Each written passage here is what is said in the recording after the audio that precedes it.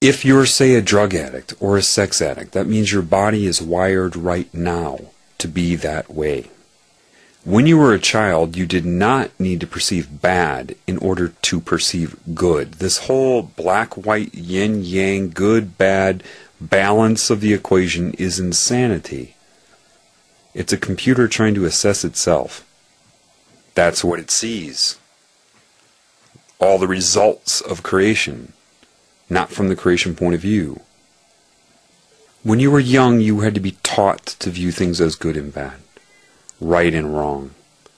Then once you got hit with TV, Barney, Elmo, Sesame Street, Disney, bye-bye. And that's when you start being selfish. The more TV you watch, the more toys you get, the more all the stimulation from this cancer.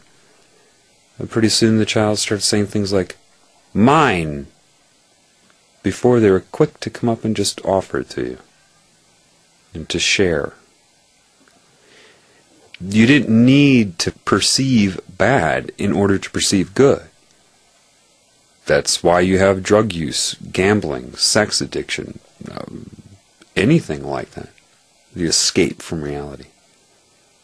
You have to perceive bad, and it's a polar, it's a backlash. It's the pursuit of pleasure and avoidance of pain is what motivates everybody. Like robots. But as a child, you can't remember anymore. The reason you weren't compelled to drink, before you hit puberty, you weren't, most of you, unless you were abused, which isn't your fault, but if you weren't out trying to get laid all the time. Question. When were you happier? Then or now? Do you remember when you were young and before you were tarnished with, and I'm speaking to older people now, because kids are less, they're hit with sexuality so early now in so many ways that the innocence goes early. What used to be a crush in 6th grade to somebody in their 30s, children today would have to think in terms of 1st grade. More access to porn, more sexual, stimulation subconsciously and everything. But do you remember when you were young and you had that crush? That you loved somebody. You just loved their creation so much. They just did it for you. There was something about that girl, or if you're a girl, that boy, that made your heart go pitter-patter. And did you ever have dreams about them? I remember that. I remember being in love with this girl in elementary school. And my dreams were not fucking her. I had dreams of holding her hand. And that was more beautiful and pleasuring, had much more pleasure associated with it than getting laid. I hadn't had sex yet. I didn't know what it was like, but it was like something was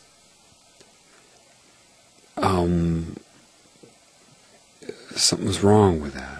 I had such a crush on her. I remember on Valentine's Day I would show up at her, this little kid like 5th grade, and my dad would drive me to her house, and I'd go up to her door all nervous, and I'd have this giant heart full of chocolates and perfume or whatever I thought I was supposed to give her, and she'd answer the door, and I'd be just overwhelmed,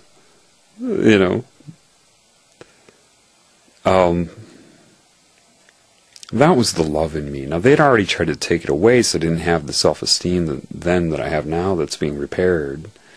I mean, I've had self-esteem my life, but a lot of it was based on my mind. I thought I was smart. Yeah. Anyway, that's better than any lay I've ever had. I remember when I first had my first experience of detached sex. This girl named Carla, and I knew her well, but I knew I didn't love her. And we just had sex, and I remember driving home. I was 18.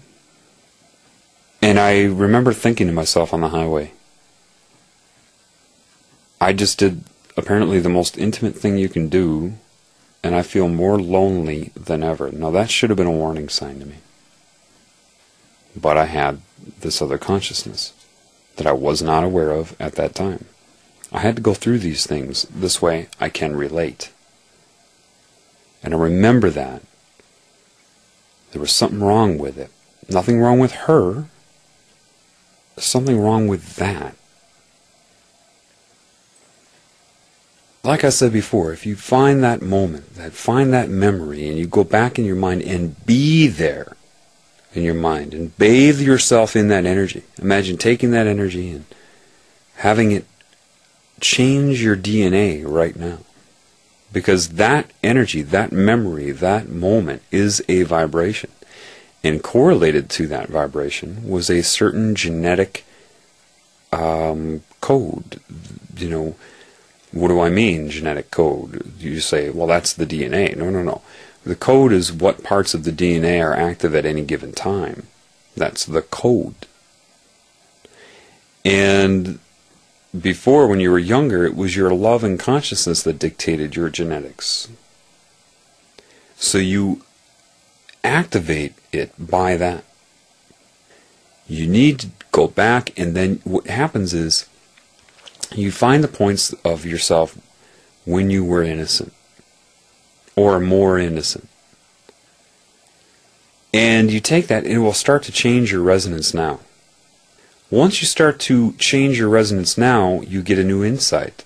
The insight of your innocence as a child. See, the children have the love in them, but they don't have the experience or the body mass to defend themselves. And so it can be taken away. If you get the innocence back that you had as a child, which you can, with the size and maturity you have now, it's a whole different story. And this is what it means in certain symbolism to say you can only enter heaven as a child. Well, heaven is just where you started from. You just forgot.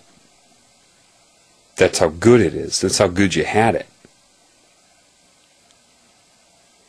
Then when you gain this new insight, there are all those moments throughout your life that you were embarrassed, ashamed, you felt tainted forever. That I'll never be the same again. And you go back and you understand. And then you can heal yourself back then. Why? Because that moment created an imprint in your DNA, in your field of consciousness. And by going back to that moment and understanding it, and healing yourself then, you erase the current imprint from it now. That opens up even more. Then you go back and get more of that innocence from childhood. Look at old pictures of yourself as a child and look into your eyes. See the wisdom that you couldn't see before. Find those pictures that you were embarrassed of until you can look at them with love.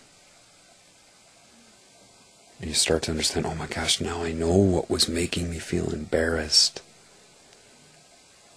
And it's not a matter of pushing it away, it's a matter of letting it go, erasing it. Men that were forced to feel feminine don't understand. See, there are things I haven't told you yet. They take every time, see, what you don't understand is this. Every time you have those moments, those salient negative events in your life, you kick that part of you out of your body. There is a part of your soul that is of all time.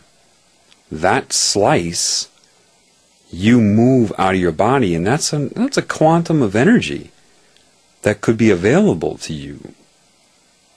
That is no longer available to you because it can't get back in. There are fragments of you all around. Some being tortured by this energy, connected to you and your body now, so that you act out in response to that torture. And then they force that part of you to watch you act out on this plane against what that part of you knows you shouldn't be doing. Ask any shaman this, they'll tell you that. They know. Your soul is holographic. Just like a hologram, you can cut it into